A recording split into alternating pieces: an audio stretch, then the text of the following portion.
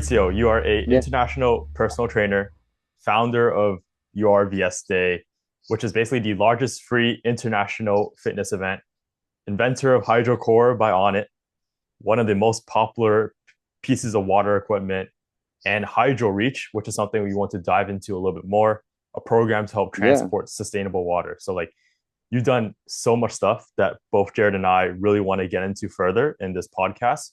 But before we get into that, we have to ask, how did you even start fitness? Oh, that's yeah. You know what? I mean, this place now, the exact place I am now is like a little hotel of a friend of mine, and me and another friend of mine, which is here, we started in this place, the basement of this hotel, start running like this fitness group just for fun. We're bored during the winter time in the little town in Italy, and they say, hey, like, we'll do something. It's so boring here. Let's start running like some boot camp, some stuff. So in the cold basement of this hotel, that my friend was so kind, say, okay, you can use this space here, like, and then we bought equipment. So we did like this kind of club, let's say, and then each one of us put some money in, and we bought equipment, and the way we started. But before that, started like when I was a little kid, like 10, 11 years old, windsurfing, and I did that for so long. And then during like maybe after 30 years later on, I had so many discomfort in my body because the only thing I was doing just windsurf, spending like hours in the water. So of course, when you just perform the same movement over and over, and you are stuck in their range of motion, when you windsurf, basically the same posture over and over. It is like you build kind of discomfort, and the discomfort, better than me, they become injuries. So I had the shoulder problem, I had like tennis elbow problem. So I was looking away like to kind of recover, get better. The doctor, of course, say, hey, you know what, you need a surgery. And then I say, fuck you, I don't need a surgery, you say you need a surgery. So I took care of myself a different way. I tried to explore a way. So I started with mobility, okay, and then I found out kettlebell training. We're talking about the time there were cassette, and people started like translating cassette on YouTube. This is this grainy video from cassette on YouTube, and I saw this Russian dude like teaching kettlebell. It was so fascinating because say, oh, this little cannonball, what I do, I didn't even know what it was back then. And say, this is interesting. I was like wondering. You say, that must be easy. Just like 20 kilo is nothing, like 16 kilo is nothing, you know. But we Yeah. know that, I can be very humbling moving a kettlebell because you don't know how to do it, right? So I start ordering like, bunch of kettlebell online. So like the UPS guy back then hate me because they're carrying all this kettlebell over and over to my house. And I started with like 28 kilos. It was crazy, right? I was trying to attempt like a kettlebell swing. I took it up just looking the cassette. And then I start like, okay, go down till I ordered 8 kilo. I went from 28 to the 8 kilo in order to be able to do an attempt of Turkish get up or do an attempt of kettlebell swing in the right way. And then I looked this cassette of this Russian dude and learned better the technique. And you know what? After 3 months doing Turkish get up, the pain in my shoulder completely disappeared because it Wow. was amazing. Yeah, actually, it was just like being in a position that doesn't create any discomfort in your shoulder. The Turkish get up, basically you put pressure into the ground. You're very perpendicular, so everything happening into the shoulder, not out of the angle of your shoulder. So it Mm. was very healthy movement. And then from there, and I was able to use finally after 3 months the 28 kilo Turkish get up, and after that, I said, hey, this thing is cool, I mean, it works, right? And I never was a lifter. I never went to the gym because all my time I was spending training into the water. And Wow. so we start like, doing, so, okay, let's move in log on the beach, sandbag, and all the kind of stuff. And then I found out that there was this guy that he moved from Ukraine. Ukraine to Milan. He was an ex-Spetsnaz. Spetsnaz, like, compared the Marines in US, right? And then Mm. he moved to Milan. He opened this kettlebell. We call kettlebell in Russian is Girevoy, Giria, they call Girevoy Sport, whatever association. So I went to Milan with my friend, and we went really, focus on kettlebell training. Matter of fact, we created a team going back to the hotel things, the basement thing. We were teaching kettlebell to everybody back then, and nobody had an idea what the fucking kettlebell was. And again, everybody was humbled how a little cannonball of 8 kilo was so hard to Yeah. lift or move around, right? And then we created a national team, and we won gold, No nationally. way. Yeah, fuck, man. Just last week, I was at dinner with this girl that I hadn't seen her for so long because she moved to Germany, and she did, like, she won the gold back then.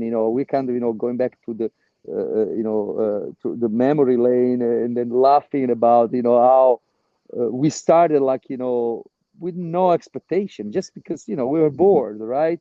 And Yeah. when we went to the national with this team of people from South Italy, there were all these people from all over the gym, and then my team won the gold. It was so amazing. Actually, for the girls, was so exciting, right? Because it was something completely new. So they never really trained on lifting. They were so focused. And the gearable sport is very, very fascinating compared to whatever, kettlebell system you see at the gym. Like, probably you're familiar with the RKC or whatever other system, right? Dragon Door. There was kind of, polished, cleaned up more for the American, right? But the gear avoid sport is more like they do some competitions like a long distance. They call long cycles, basically a combination of a clean and jerk or snatch, which you have to go 10 minutes straight doing snatches. Is brutal. So imagine That like is doing brutal. snatch. Yeah, it's fucking crazy. So you have to do like can go 3 minutes, 6 minutes, 8 minutes, 10 minutes. So I had to do like competition with like 24 kilo. Imagine that snatching 24 kilo for 10 minutes straight. Yeah. It's a Woo, lot. that's Man, it is crazy. fucking brutal. I did that a couple times.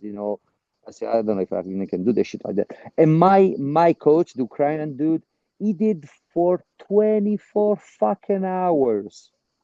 So yeah, Whole No. day. he's the world record, the whole 24 hours. So he was the student of my coach from Ukraine. He came to Italy to learn more, to dig more inside the system. Again, the getaway sport is not like, let's do 10 swing, let's do 10 snatches. No, let's do 100 snatches. Let's do like, 10 minutes of this. So they call marathon, there's a reason why they call marathon. So you have to breathe in a certain way, create more fluidity into the motion. It's not rigid, it's not like racking, there is no like, holding your breath. There's no such a thing. You have to breathe. If you see, like, if you get a chance to compare and look on YouTube, gearable sport and the kettlebell American, whatever, right? You see the difference. You see these like skinny Russian kids like doing like, 1 hour swing or 1 hour snatches, I see them like, so like mobile, the way they breathe, the way they move is so smooth, right? And then you see like the American way is so like fucking, I mean, there's nothing wrong with that. Don't get me wrong. There's nothing wrong with that. They're different, not because I learned a certain way. I like to explore always a way, different way to approach a tool. I like to dig in a Mm. different way to approach a tool. I never say, oh, that's wrong because I learned this way. And you see that a lot in I mean, say a lot in US.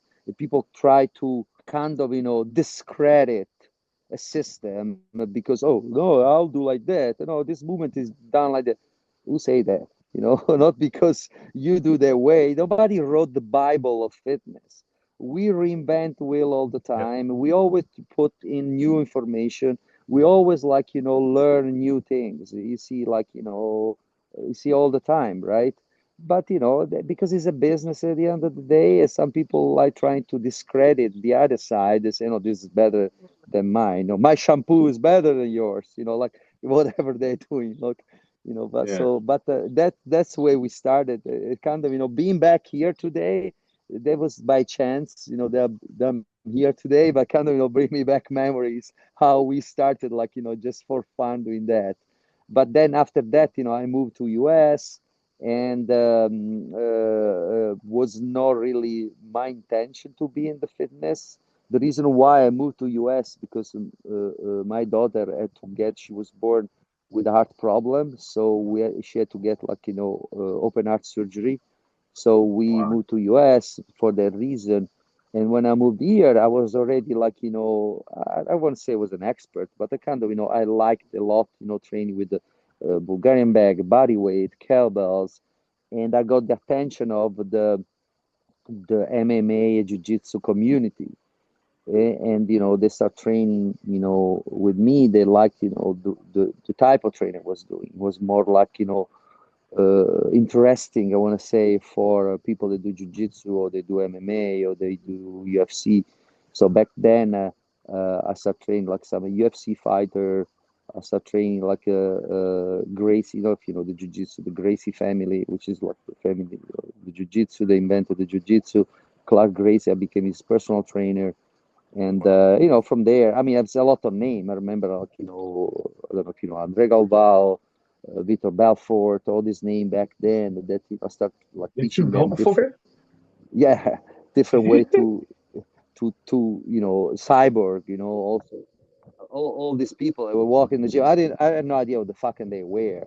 And the people were telling me, Yeah. oh, who's that guy? Who's that guy? Because I've not really, uh, uh, uh, I had no idea about, MMA. I had no idea about jiu-jitsu. So I start training in MMA and jiu-jitsu because I wanted to have a better understanding about that environment. I mean, if you know better than me, Keenan, if you're to train an athlete, you want to understand the Yep. needs, you want to get in. So I put myself, like, in the position to get choked, to get punched in the face, to understand better what I was doing.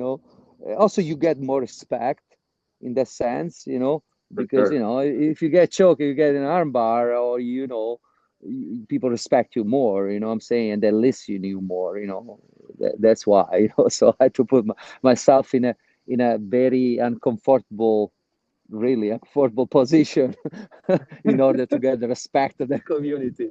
You didn't even know the sport, but you somehow basically became a celebrity trainer. Well, I mean, I didn't know who they were, Yeah. and that was weird because you see them, I start watching the first, like, UFC fight, or start watching, like, going to tournament, and then, just talking and say, oh yeah, I trained this guy, Vitor, whatever. Andre say, oh yeah, what, Andre Galvao, what? Really? You trained that guy? I say, yeah. He will say, oh, he went on this, and that. Say, okay, I mean, from just a normal guy, that I'm gonna treat him differently Yeah. because, it's that. They say, no, fuck, beat me up, kill me, Yeah. So that was fun, because that Yeah. was never like, a easy day. Exactly. Yeah. How Yeah. did your training change after you started doing practicing MMA? How did your training shift from before to after?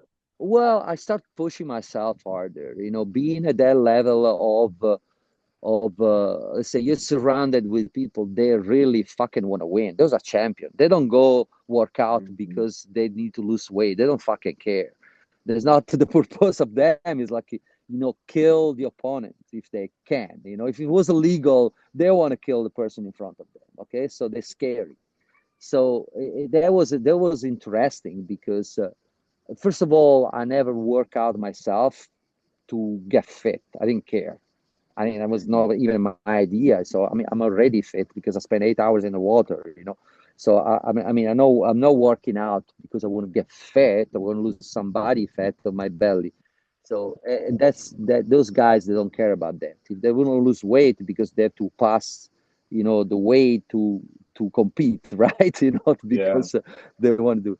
So in that type of environment is interesting. You kind of understand about what your body really can do.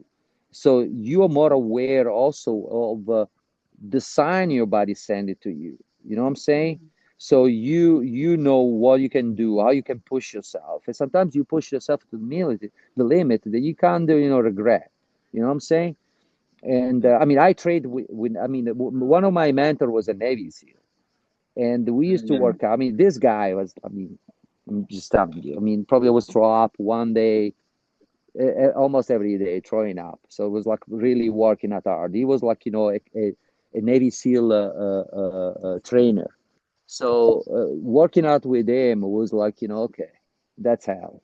That's fucking hell. He could work out 4 minutes and go through hell, could work out 1 hour and then go through hell again, so that doesn't matter. So that was interesting because, again, you train because you want to push your body to the limit that you don't understand. So, and then now you understand what your body can do, what your body cannot do it. And then I believe people have to do that. People have to go through failure to understand what it can do. Failure is important.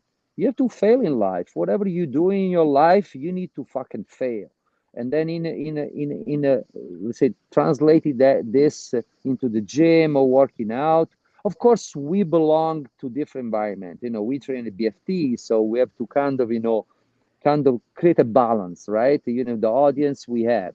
So I start like, in a way that probably, I don't know, so many trainers start the way I started. So it was like a fucking hell every fucking day. And then I went to the gym, and then I say, who the fucking are these pussies here? I mean, why they don't want to push? Why they don't want to work out hard? Why they don't Yeah. want to work out hard? I don't understand. What are you doing here? Why you want me to be soft? That's why, I mean, I don't know. I'm too old. I say I'm too old for this shit. I mean, I have no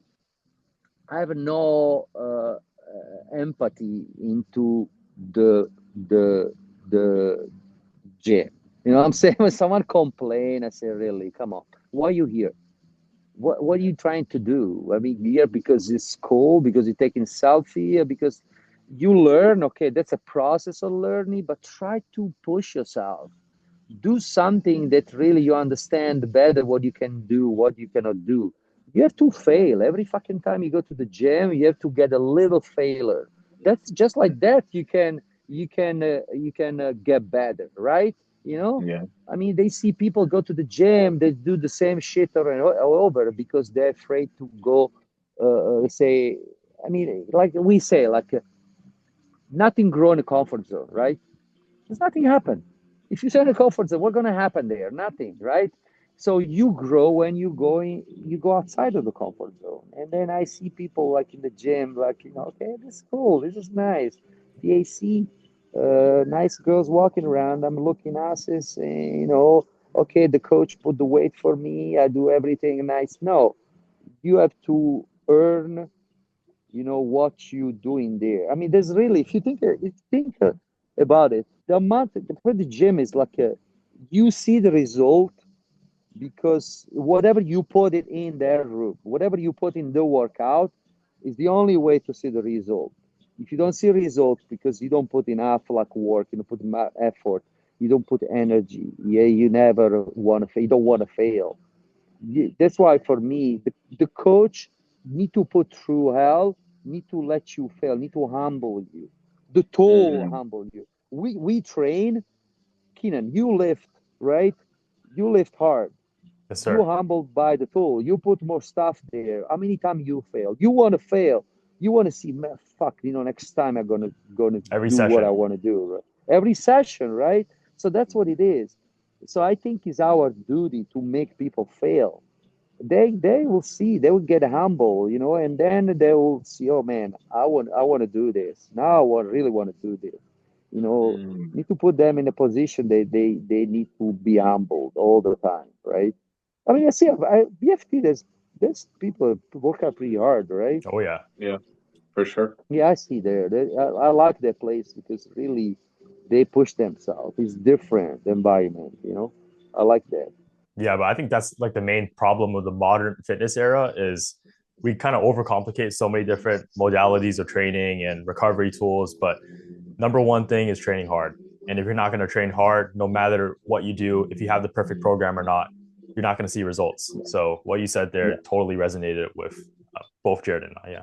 yeah, that's what it is. Let's talk about how Um, you invented HydroCore. Well, so I again going back of the type of training I started. I mentioned like the Bulgarian bag. You guys are familiar with the Bulgarian bag? It's like a sandbag, and then it's kind of the same shape of hydrocore, like but there was sand inside. That was a very yeah. fascinating tool. We were using a lot because it's cool for running. You can do a different kind of exercise. And but I like a lot that tool, and then I was looking a way to scale the weight because we had to buy. I mean, a year we had like probably 40 of those, and then you start from the 5 kilo, and then you go up. I mean, I remember I had one that was like 45 kilo, so talking about like 80 pounds, ridiculous amount of weight. It's like moving a person, right? It's a very dynamic movement. If some of you guys are familiar with the Bulgarian bag, it's all dynamic. It's all about flow. It's like almost a kettlebell. It have handles, so grip strength. You have to constant breathing. There's the main movement of the Bulgarian bag is called like isokinetic. So you keep spinning this bag in the same direction, no change of speed, no inertia, nothing, just moving the stool. So it's like almost running with a weight. You have to kind of control the breathing. So it's very easy with this type of tools. It's like anaerobic, of course, because you use a tool, you have to move the body, lifting weight, you have constant moving this weight, right? With the kettlebell, the same thing, right? So it's very easy to go in a state of fight or flight, so you kind of, you fuck up the breathing a second, you Mm, completely fuck up everything, right? So you don't breathe the right way, and you don't know what you're doing, you mess up the movement, and then you could get injured. That's what it is. So that's why, again, going back to the professional fighters, is a type of tool also require coordination, require attention, right? So they love for their reason. It's like fighting and moving is the same thing, right? So you have to pay attention on what you're doing. It's not like just running. It's not like, okay, do 10 reps, okay? So you can get distracted on that, But if you create a rotation and you mess up the movement with 80 pounds of Bulgarian bag, you can get a serious injury. You can dislocate your vertebra. So going back to the HydroCore, I was looking at a way to scale and transport that tool because I liked it a lot.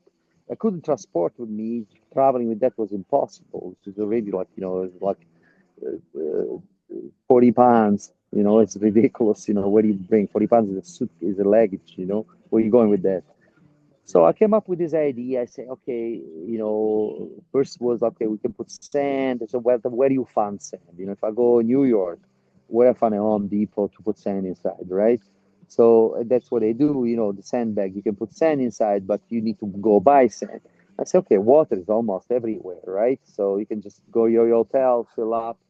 So I engineered this bag. I went through 17 different prototypes in order to get the right one, and it took like 2 years of process and different size and check the right size, the type of handle to do it. Everything was like a process. So and then I came up with that idea. It was pretty good. And when I started moving, the interesting thing is one thing is like I say, okay, my purpose is like transport and scale the weight, right? There was. mm, Then when I had one and I started moving, I said, "What the fucking is this?" Because the mm-hmm, water was slamming around. And then when I was comparing like the same amount of weight, like for example, if you have a kid like on the floor, it's like 20 kilo, whatever, 10 kilo kid, okay? And they say, get the kid from the floor and then, go. But, if the kids start kicking, arching, and crying, it's still 20 kilo, but it's a pain in the ass to grab it, right? So it was exactly the same thing. It was 20 kilo, but 20 kilo moving water and kind of unbalancing you back and forth. So that was weird. That was weird. I remember the first prototype was so big. I still have like I still have it, and I still have the video me trying for the first time because I didn't understand. I said, okay, let's make one is like around 40 kilo. And it was so big. It was so much water inside. When I started moving, I said, no, what is this? This is stupid. Then I had to make another one. I said, oh, let's go back and make one small. And then I started getting the feedback. It was the first thing was the neurological feedback I was getting. There was a lot. There was the moving, there was the coordination, there was the sound. So there was like everything in, something that you don't get from another tool. You get the sound of the water. Okay. Yeah. So sometimes you get the rhythm, right? So I mean, you probably guys trained in the past some tools that required like a metronome, like the timing, right? Ta, ta, ta. You have to breathe in a way that the timing goes, right? So it was like playing an instrument in some way because the water sound was giving like a feedback in your brain, and then on top of that you have to kind of figure out the movement how to do it and unbalance a certain way. It's like playing like someone pulling one side, so I had to counterbalance the other side. And that was very interesting. And then all the people was testing out because at the beginning I was just testing out. Let's say, okay, move this thing, see it with easy movement, just squat, for instance. Just already squatting with the thing on the back with people like shaking and moving all the direction was weird, right? So and then from there, I say, oh, there's something here, getting very good feedback for everybody that was testing out. Mm. Then I got the deal with on it. That was fun. It was a fun process because if I kind of found the right crowd, they understood the product. They were kind of the same mindset. Okay, the MMA community, the jiu-jitsu people. I don't know if you guys are familiar with On It. Uh, Hmm. when they create the brand, they create kind of something that was more related on Bulgarian bag, kettlebell, mace, Klebel, all kind of primal tools. I mean, the Klebel, if you're familiar with the Klebel, right? You've seen a Klebel, right? Yeah. So it's like a short, piece of steel, kind of balance at the top. It's kind of it's fascinating the way you move. That was like fascinating about the movement, the Klebel, the mace. It's kind of swinging like a weapon. It's kind of swinging something to chop like someone had. But you have to move in a way that you have to create like in a flow. You want to be elegant. You don't want to be sloppy. You have to create rotation with your body, but also you have this extension of your arm that create imbalance. It's like holding a sword in some way. It's very interesting. You never use the Klebel. It's a very interesting tool. It's very interesting. It kind of make you feel like a warrior in some way. Yeah. I don't think there's any other tool they gave you that type of feeling. You feel like almost swinging a sword. Matter of fact, the club, it's called also Indian club. I don't know if you know a little bit the Yep. history. Indian club, because in India, when the English they went to India, kind of to colonize and occupy, India.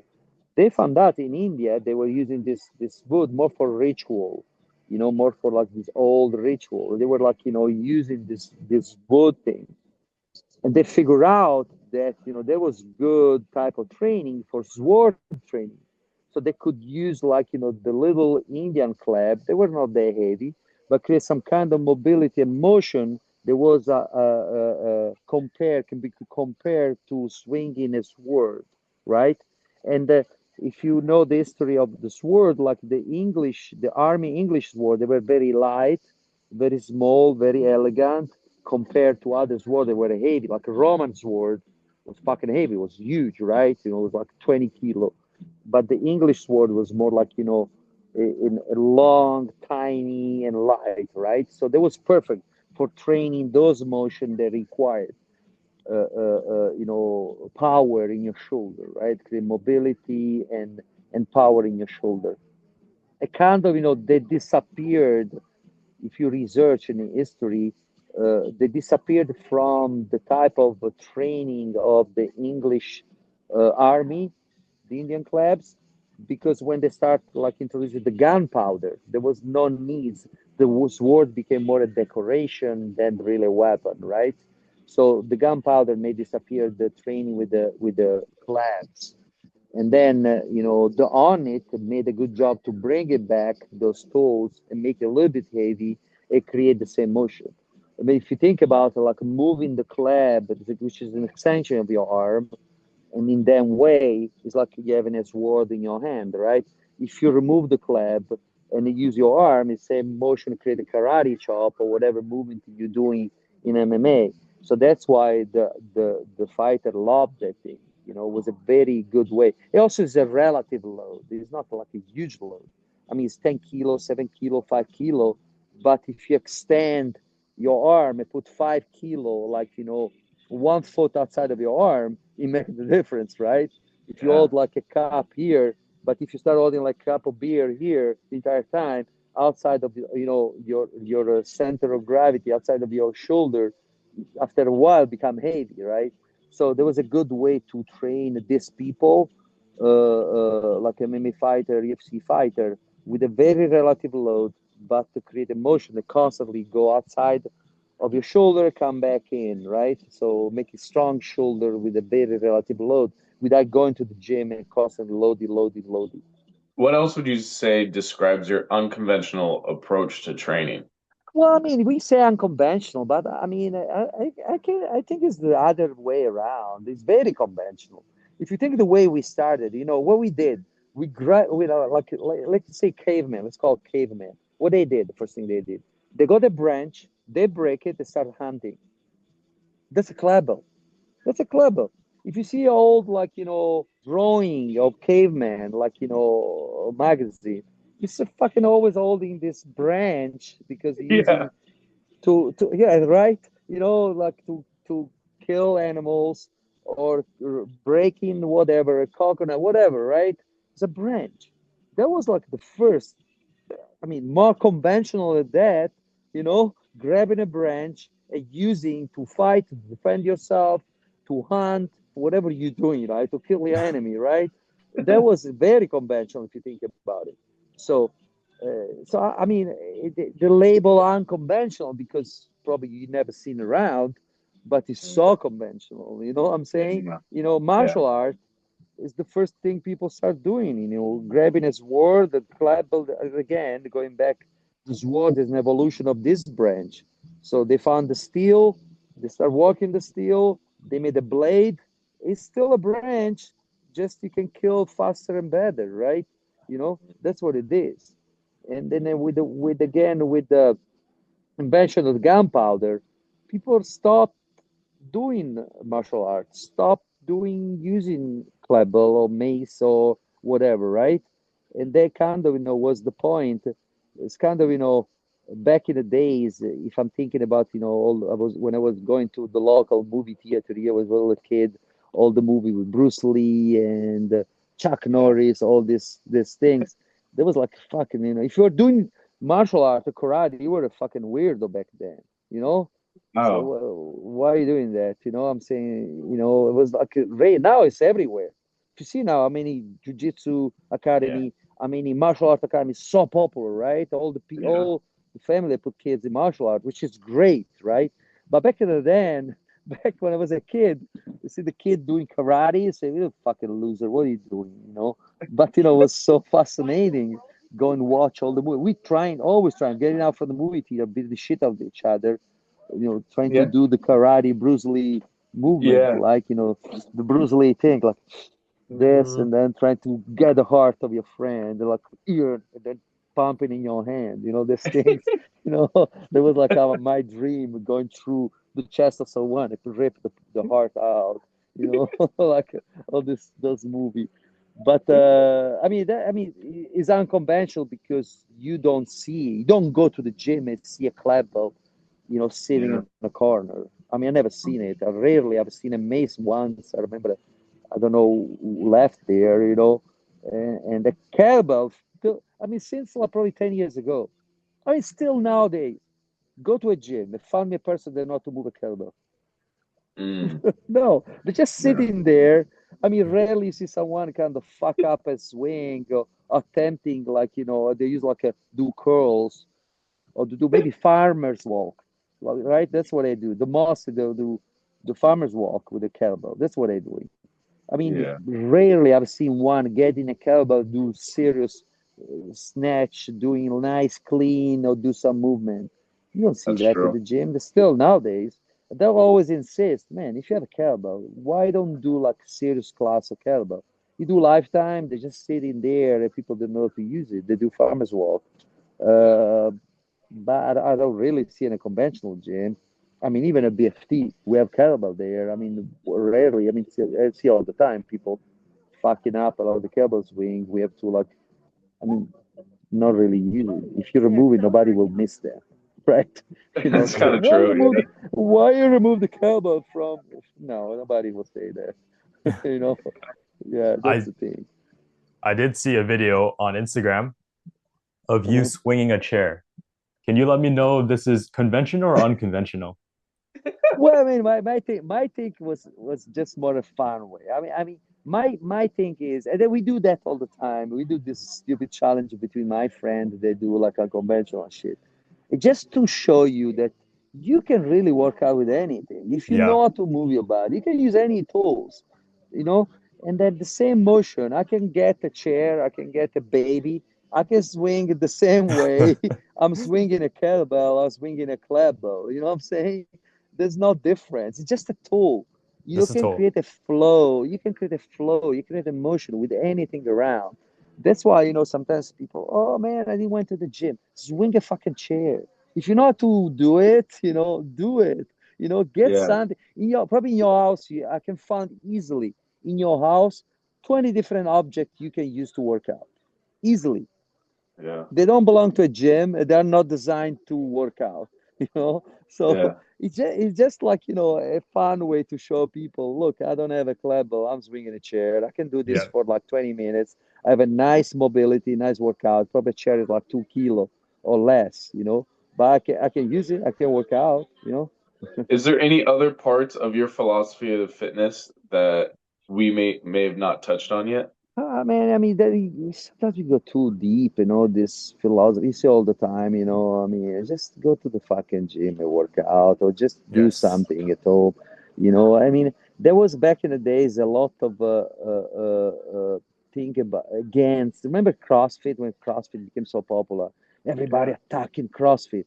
Everybody, oh, this is wrong, this is that. I remember the beginning when I moved to US, I was teaching kettlebell to CrossFitters. I Mhm. did like a lot of CrossFit approached me because they had no idea how to fucking move a kettlebell. But it was part of the training of the. I mean, probably that was what did more popular the kettlebell, the CrossFit, because it was part of the CrossFit was the kettlebell, and it became more popular the kettlebell because of the CrossFit. But they had no fucking idea how to use it.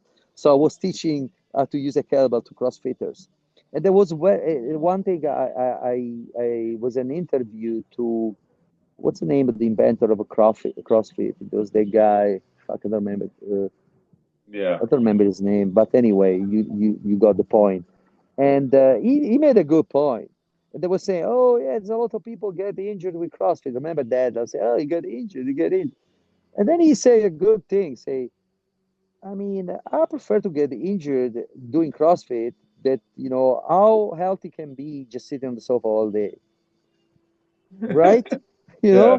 What the fuck? So I prefer go to the gym and probably get injured, but learn from my mistake than just sitting on the sofa and then pay the consequences when I'm going to be like 70, because I didn't went to the gym and get injured doing CrossFit. So, Yeah.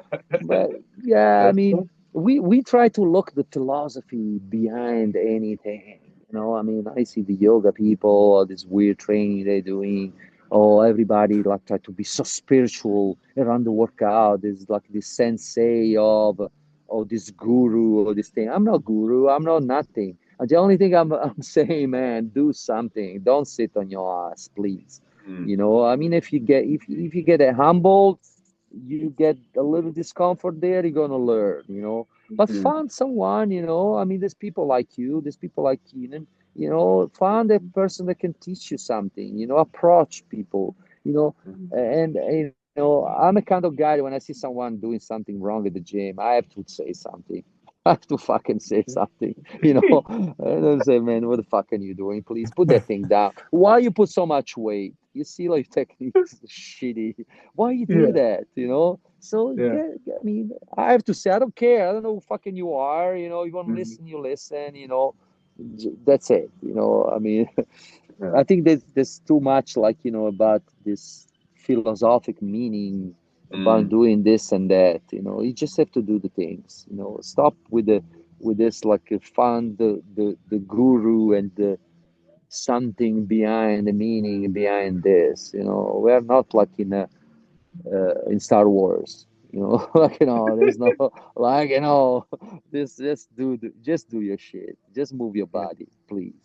Yeah. The other day I went running in Old Town. It was so cool. It's so nice. Being outdoor, people need to be more outdoor. Yes. Mm. The gym, we need to be outdoor more. We need to work out outdoor. We need to go in the cold, in the heat. We need to go in the water. We need to do things, outdoor. People get too much indoor. I mean, it's nice to be in the gym, get the sense of community, whatever, but it's also nice to be outside. It's so nice to look around, explore. It's so nice. When I go to Rome, I like to run around Rome. It's so beautiful, get the bag and go around Rome and just go work out and watch like, buildings and stuff. I think that's amazing. People need to be more outdoor. I mean, it's amazing what they do at BFT, the running club, going outside and doing stuff, like some boot camp. They need to do more of that.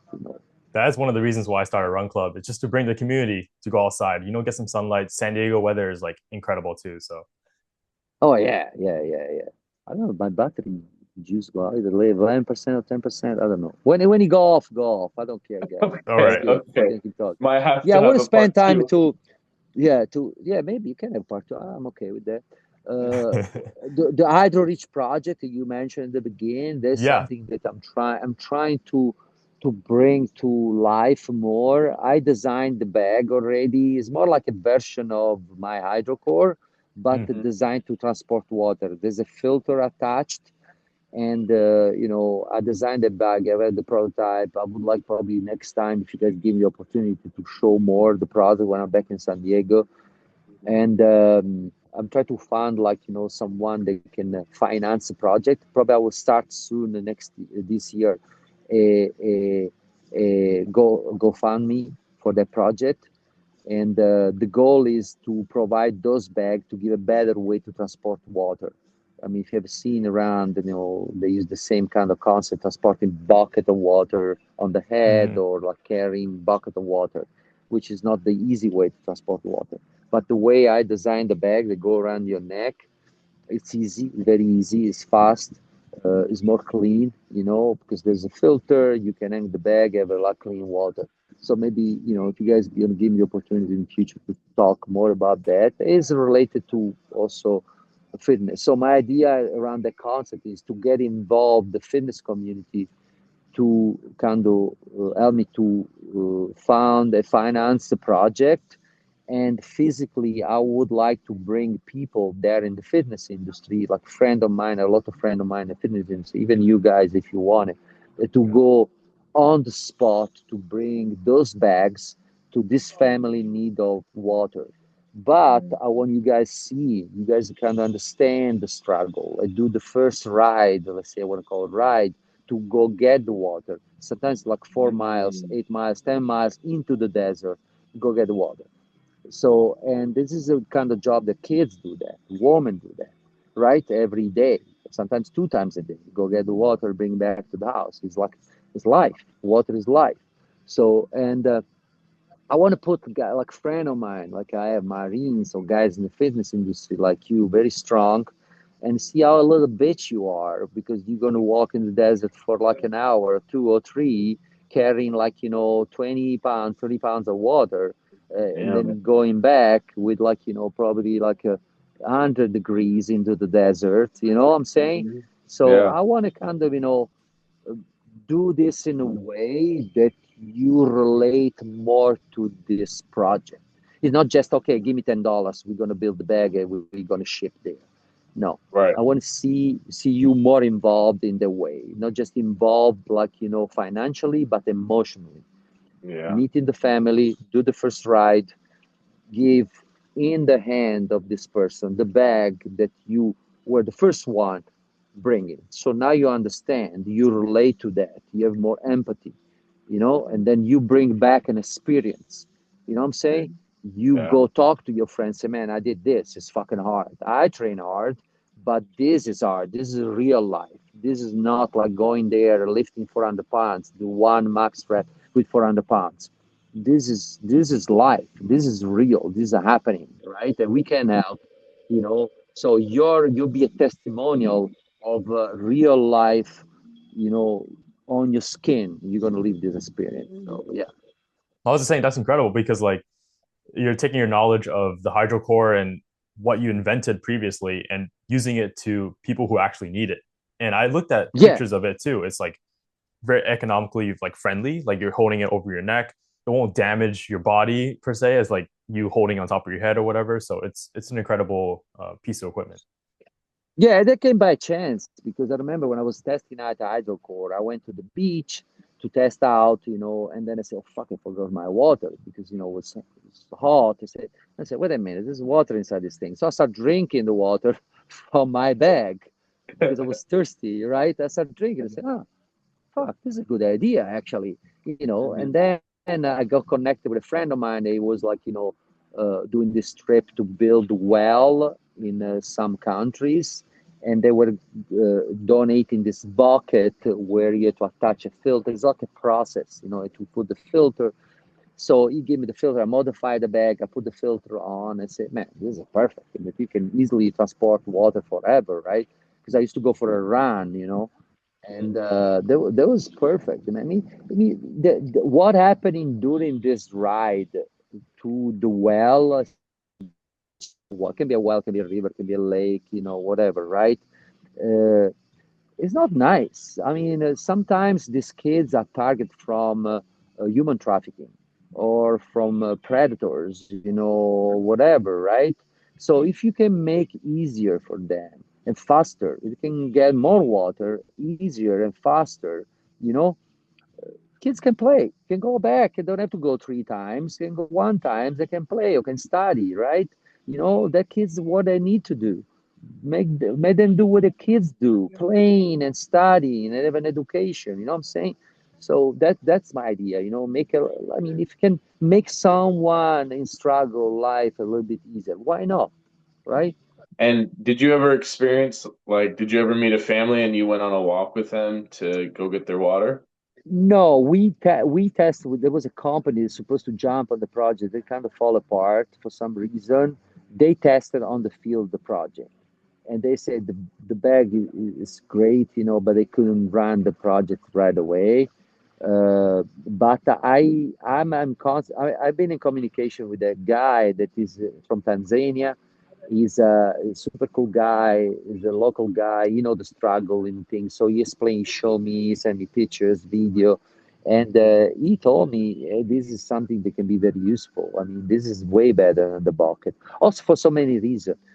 Yeah. The bucket. I mean, you've seen the bucket, Home Depot bucket. Those classic. Mhm. Go Home Depot, buy a bucket, Yeah. put things inside. The handle break after three times. Yeah. So imagine the amount of pollution. It's also shipping. Imagine if you had to ship 10 buckets. If you pile one on top of the other, there Yeah. are already like 10 buckets are here. My bag deflated, and you can send hundreds, thousand easily around the world. The filter is sustainable 2 years if you take care of it the right way. The bag is closed. You cannot put anything inside. Then water, the buckets, they put everything. They put dirt, they put whatever inside, right? So Yeah. for so many reasons is better, So the Hmm. idea is to produce one for that purpose and one for more consumer recreation, like something maybe can sell like, area, those this camping store people can use, when they go camping, they go do survivalist or the kind of things, right? Yeah. Yeah. So I think there's potential, and I have to focus more on that, and I want to start the GoFund maybe the end of this year and see if we can start producing at least 300 pieces to do the first, like, project to create the marketing and more awareness, guys. That's what I would like to do it. Yeah. That's super cool, Mauricio. Our hour is closing up, but we do want to finish off with like what's next? What's URVS Day? What's planned for that event? Give us the audience some of the details for that event. Yeah, I'm gonna do with 2% of battery. Okay, so what it is, URBS is the first free to join fitness retreat in the world. I bet anyone to research. There's no such a thing a free fitness retreat. You have to pay $1,000 to go fitness retreat. So what I'm doing, I keep completely free, 100% free. And you have access to workshop, you have access to workout, you have access to beautiful Italian lifestyle, of course. And this was my idea for many years. I want to do something. I found like the right community, the right coaches. They are willing to put their own money, time, a disposal of other people to learn. Okay, so you can come to my fitness street URBS, join for free, and then learn. Let's call unconventional way to work out. You get access to an amazing community, people from all over the world. It's just amazing. This is the fourth year we organize this. People keep coming back every year. Every year we bring new modality, new type of training. It's not just like, okay, you work out and then no, we hang out together, we party, we go dinner, we do a lot of fun stuff together all day long. This year we have like 50 people signed up. There's some people from BFT also signed up. So it would be amazing. If you guys get the opportunity, you to come there, if you get the chance to come, please come, guys, because it's a fun, nowadays you are more, we stay in the social media, we stay on behind the screen. I think people need to get together and know each other more. It's very important to go to this fitness retreat. Even if you have probably you, Keenan, or you, Jared, you have like an idea about a training system you want to put on the market, but it's too complicated, it's too expensive. So what I'm doing, sometimes I give access to trainer. They say, hey, you know what? I have an idea, a tool, or I have an idea of a training system. So come on, showing. There's no judging. People are willing to explore and give you feedback, honest feedback, and help you out to advertise this process. So that's what we're doing there. Even give the possibility of someone who don't have the finance or don't have like the possibility to put himself out there, or is too shy. Don't know, right? Maybe some people need a little push, a little kick. But there's people with more experience. They just say, "Hey, man, this is cool. Maybe you fix that. Maybe you do that. Maybe you this." I've been 100. I done 100 a workshop. I teach them so many people. So sometimes you need a little encouragement from another person, maybe a little more experience of you, right? And you kind of loosen up, right? Have a little espresso, you have a drink the night before, and then you loosen up, you come there and see everybody, is on your side. He's not there to judge you. It's a good environment also to present yourself in a different way with less intimidation. You know what I'm saying? So that's what we do. And we did that all this year. There's people that launch new tools, the people that they want to explore a new system. They got such a great feedback, and now they're out there. They fly with their own wings. That's what we like to do. So, guys, you got to come to our Bieste. I make the best espresso in Italy. Yeah, that's incredible. That's a really cool concept. Oh, I think his battery cut out. Well, we'll cut it there. I mean, that was amazing podcast. So thank you, Maurizio. Yeah, we got to bring him on for part 2 probably. yeah, that was so cool. All right, guys, we'll catch you on the next one. Let's go.